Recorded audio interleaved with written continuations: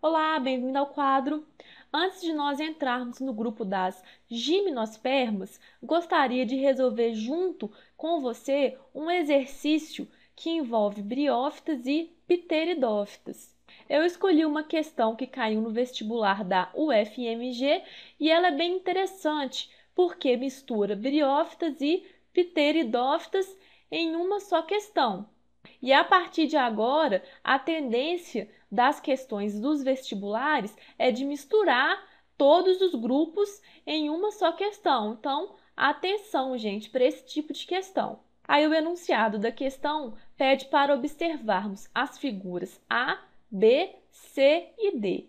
Aí, antes de sair respondendo, é importantíssimo olhar para as figuras e identificar o que tem em cada uma. Por exemplo, na figura A, temos aqui desenhado um musgo e sabemos que os musgos fazem parte do grupo das briófitas. Então, a figura A representa uma briófita. Na figura B, nós já temos um gametófito de uma hepática. Aí, para lembrar que é uma hepática, basta olhar aqui essa estrutura que lembra um fígado. E as hepáticas são subgrupo das briófitas. Então, a figura B é também uma briófita.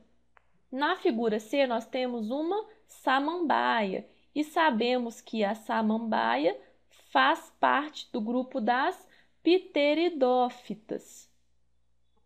E por último, a figura D tem aqui em destaque a estrutura de um esporângio, que compõe os soros que estão nas folhas das samambaias. Então, a figura D também representa uma pteridófita. Então, agora, todas as figuras estão classificadas. Vamos começar com as questões. Letra A. Cite as funções das estruturas 1 e 2. Então, olhando aqui, nós temos que a estrutura 1 aponta para o gametófito deste musgo e a estrutura 2 aponta para o rizóide. Então, qual é a função de cada uma dessas aqui? O gametófito, que é a estrutura 1, é responsável por produzir gametas. Lembrando que nas briófitas, o gametófito representa a fase duradoura do ciclo de vida da planta e produz os gametas. E o número 2, que é o rizóide, tem a função de fixação do musgo no solo e também faz absorção de água e nutrientes. Mas a principal função do rizóide é a fixação, porque a absorção pode acontecer em outras partes da briófita. Segunda pergunta, cite as figuras que correspondem à fase esporofítica. Nós vimos que nas pteridófitas há uma redução na fase gametofítica e o esporófito passa a ser predominante no ciclo de vida da planta. Então, como nós temos as pteridófitas representadas na figura C e D, essas duas figuras correspondem à fase esporofítica. Então, respondendo a questão, letra C e D. Lembrando que o prótalo corresponde à fase gametofítica das pteridófitas, mas ele não está aqui desenhado na nossa figura. Letra B. Cite os grupos que apresentam durante o seu desenvolvimento a estrutura apontada pela seta 8 na figura D. A seta 8 aponta para um esporo e sabemos que os esporos são encontrados nas briófitas e pteridófitas. Então, os grupos que apresentam esporos são as briófitas e as pteridófitas.